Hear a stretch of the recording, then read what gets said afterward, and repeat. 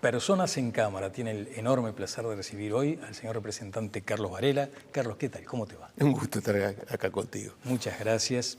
La intención, el espíritu, es hablar del Carlos Varela más allá del que todos conocemos, el representante nacional que tiene ya muchos años aquí en estos espacios. Sí, es mi quinto periodo. Ingresé en el 2005 a la Cámara por primera vez y he estado cinco periodos siguientes, con la característica que algunos fueron como oficialistas y otros como opositor, Claro. Que es una buena educación desde todo punto de vista. Y 10 años anteriores, desde el año 95, fui edil departamental de Montevideo.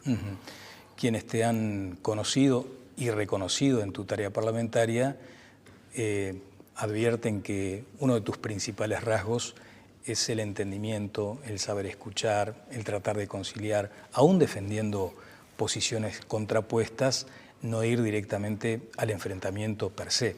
¿Te ha dado resultado eso? Sí, es más, estoy convencido que es el camino. No solo en la política, en la vida en general. Uno puede defender con mucha firmeza sus convicciones, todas ellas, sin necesidad de pasar a un agravio o a levantar excesivamente la voz. Siempre el otro escucha mejor y dialoga mejor si se genera un ámbito amable de intercambio de ideas. Yo estoy absolutamente convencido que es así. Me ha dado resultados en todo sentido y yo siempre señalo que reforzó esa convicción que yo ya traía desde mi formación familiar y escolar, con la presencia de Danilo Astori, que tenía esa forma, ese estilo, y nos inculcaba esa manera de respetar al adversario, de respetar al otro, al que tuviera una idea diferente, e incorporar siempre parte de esas ideas, porque uno tiene que arrancar pensando, nadie quiere perjudicar al país, nadie quiere perjudicar al otro, tenemos distintas visiones y lo mejor es la síntesis. Vamos a ir, si te parece, sobre ese legado que les dejó Danilo Astori, pero también nos gustaría conocer ese origen familiar, porque ahí empieza a nutrirse un conjunto de valores importantes también para la función pública. Mira, yo soy fruto de un hogar de clase media, yo diría baja, con un padre empleado de comercio, hacía corretajes, vendedor, y una madre ama de casa, tradicional de los años 60 en este país. También mi abuela materna vivía con nosotros. Y era un hogar normal, tradicional. Con mi padre, yo tengo esa memoria, mi padre pegaba la radio, no había televisión al principio, era un lujo, leyendo muchos diarios.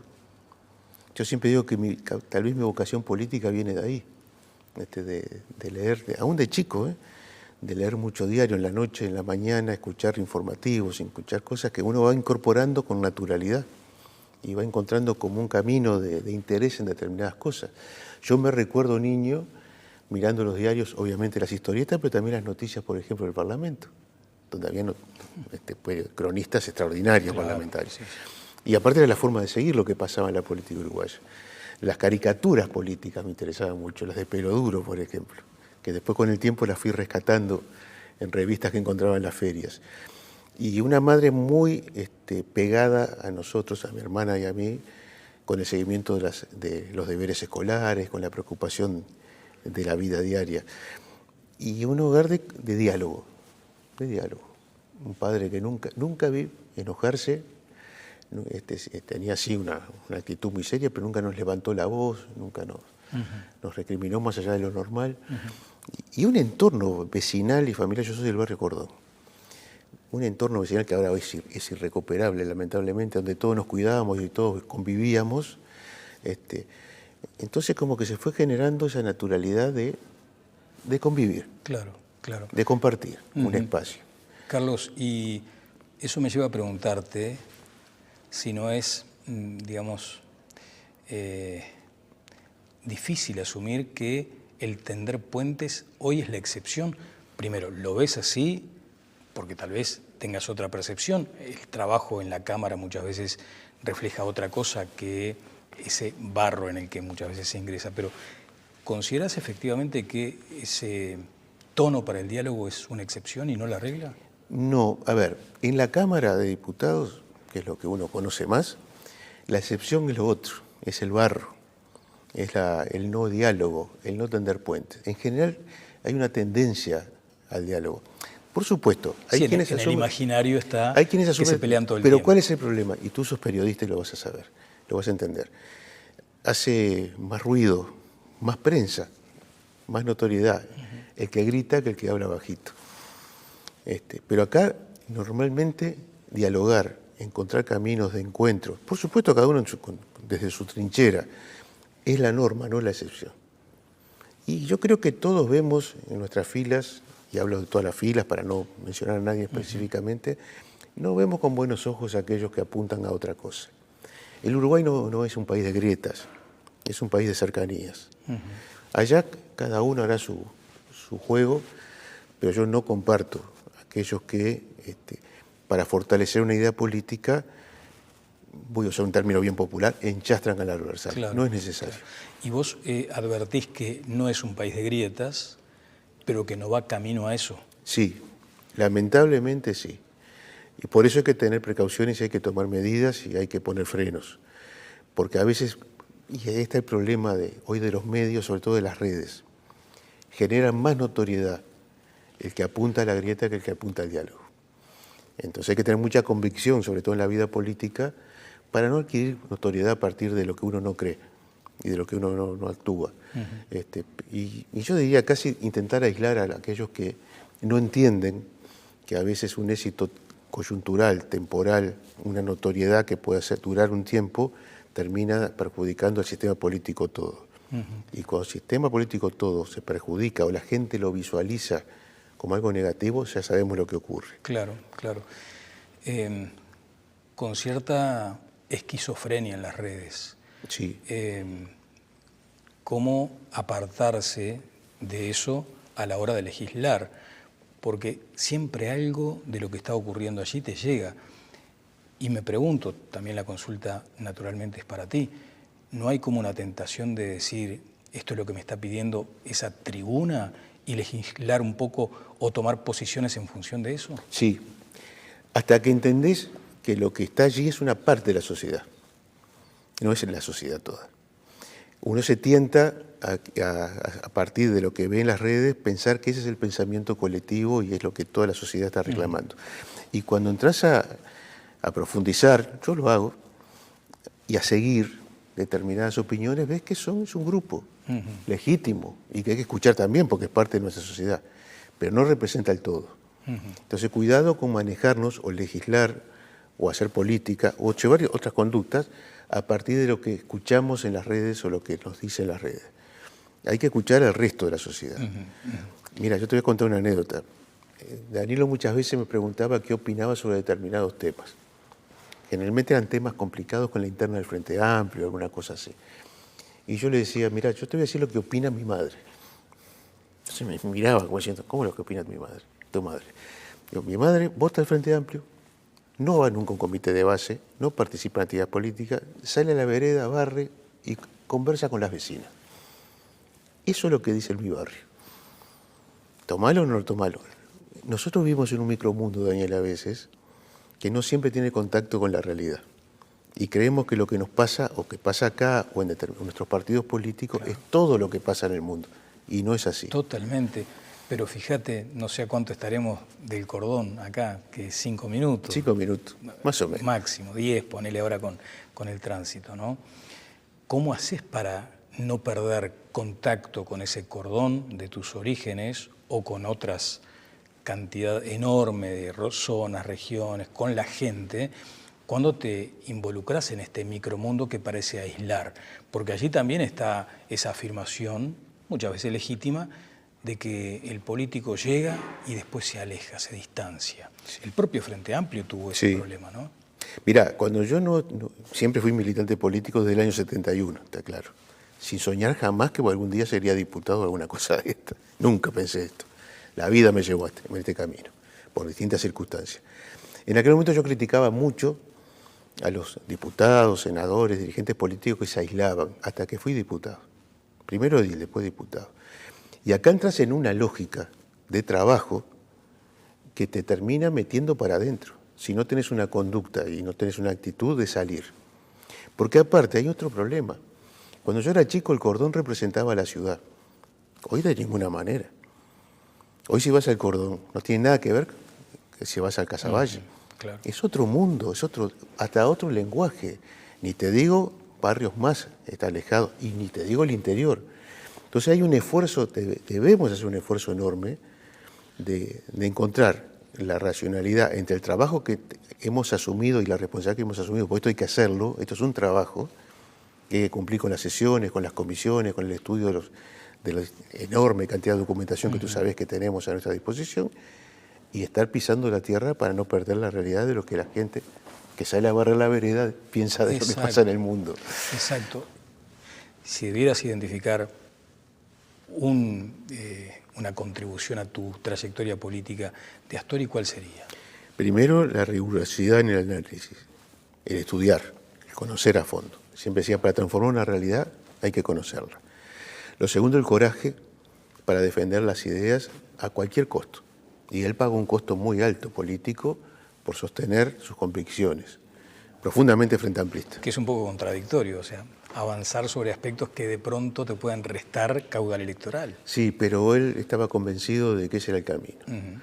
Yo te decía profundamente frente amplista porque muchas veces se enfrentó a la interna del Frente Amplio, sabía que iba a pagar un costo, pero él estaba convencido que había que avanzar en unidad, que había que renovar la izquierda, y no le importaba el costo que tenía que pagar. Y lo pagamos. Lo pagamos, podríamos hablar de eso. Y lo otro es, yo creo que eso que yo señalaba hace un rato, eso de encontrar en el otro su parte de verdad, el diálogo.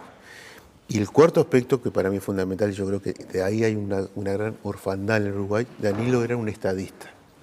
Alguien que siguiendo la idea de Sereñi, porque era sereñista, profundamente sereñista, era de pensar siempre en el día de mañana. Sereñi nos decía eso.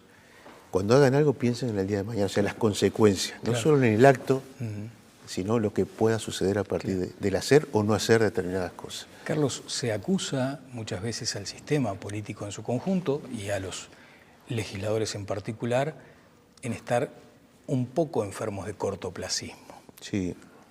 ¿Y hay algo de eso también? Yo creo que sí, Muchas veces la coyuntura te lleva a eso, porque muchas veces se legisla sobre los hechos que están sucediendo, más allá de que después las consecuencias se ven al mediano y largo plazo. Pero hay algo de cortoplacismo.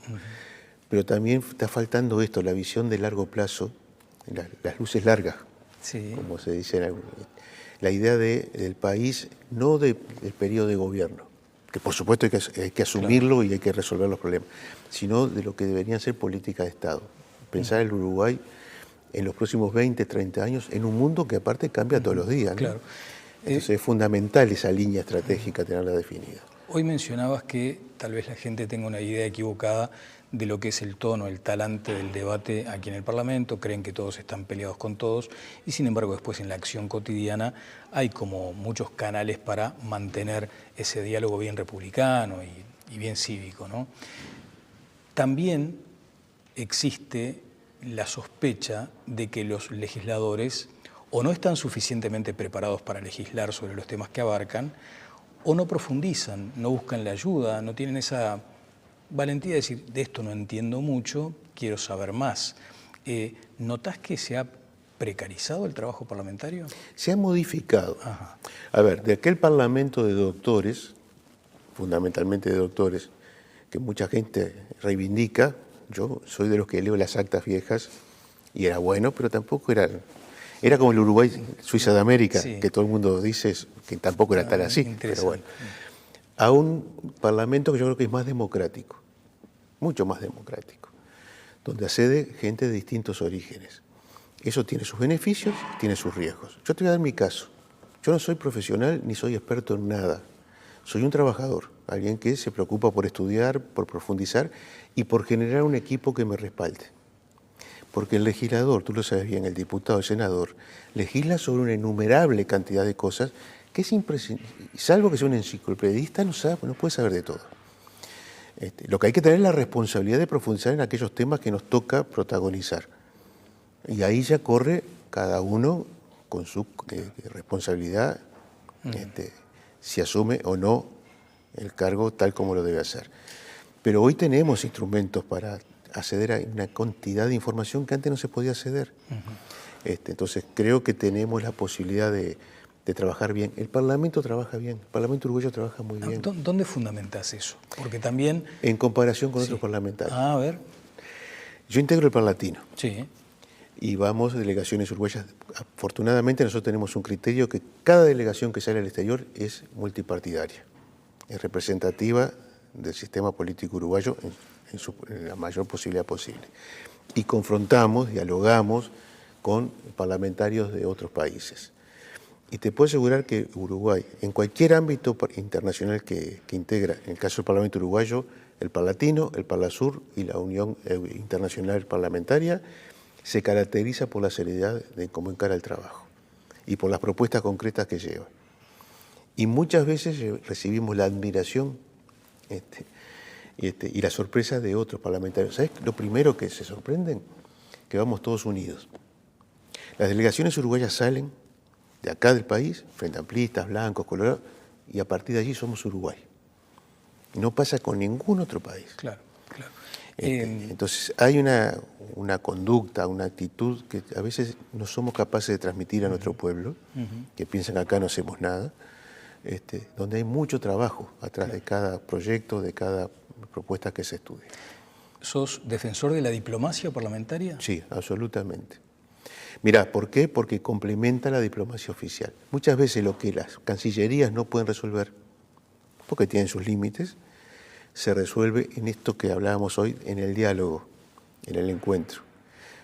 Para nosotros, te puedo asegurar que podría dar algunos ejemplos, pero sería largo, de situaciones que los parlamentarios hemos resuelto a nivel internacional para el país, siempre en beneficio para el país, en temas comerciales, en temas políticos, hasta en temas de fronteras, en diálogo con nuestros pares, cuando a nivel de Cancillería había trabas o había una burocracia parlamentaria que les decía. Estoy absolutamente convencido de eso. Está bien.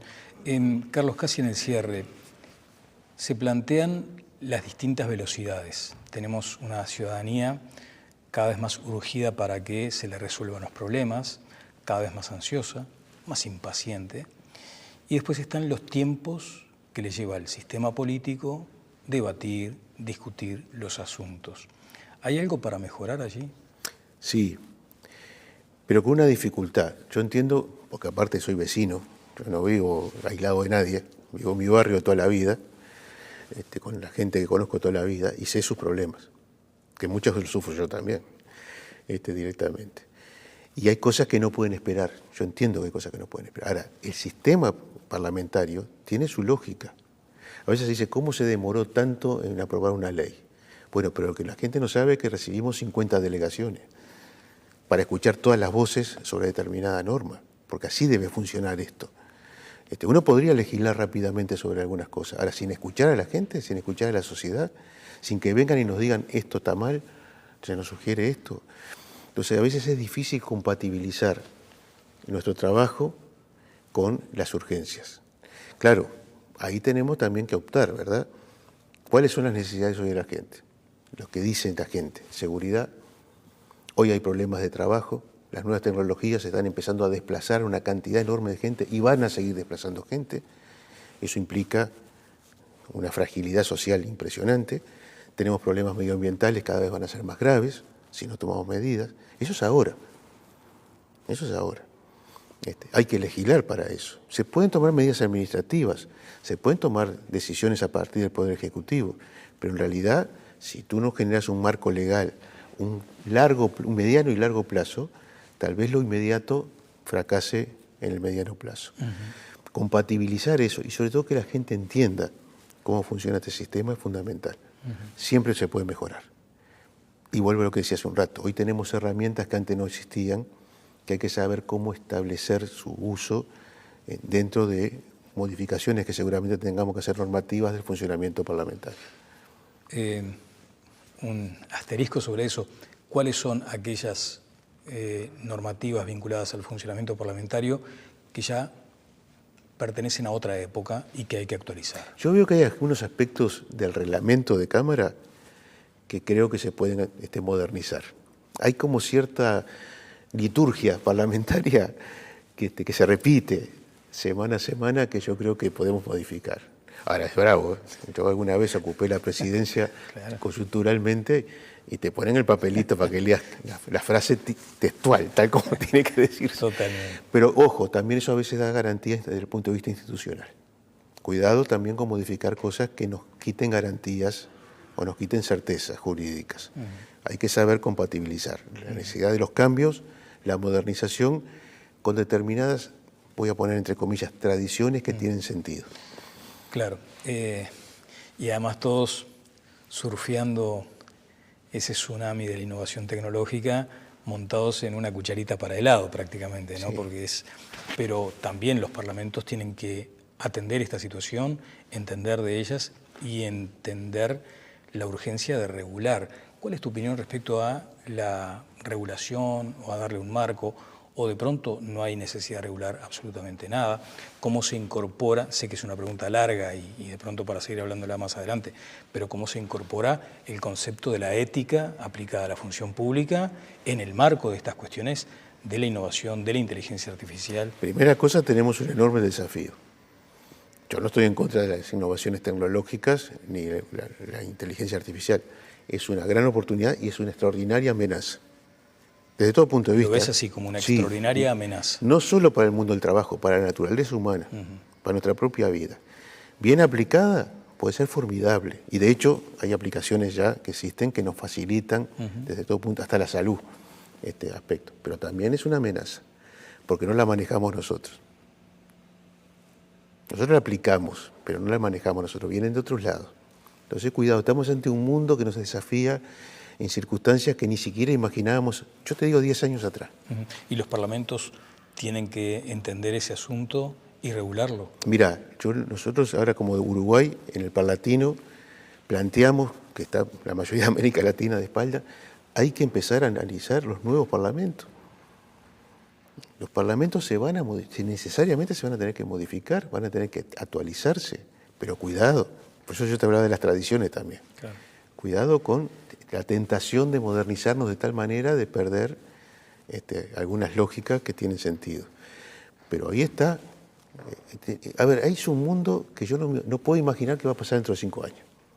Pero tengo hijos que dentro de 5 años van a estar en el mundo del trabajo, tal vez hasta tenga algún nieto a esa altura, ya tengo, está claro. Sí. Y no sé qué mundo van a tener, ¿eh? Claro. No sé qué mundo van a tener. Carlos, en el final, si hijos o nietos te dicen, che, yo me quiero dedicar a la política como vos y quiero ser parlamentario, ¿el consejo cuál es?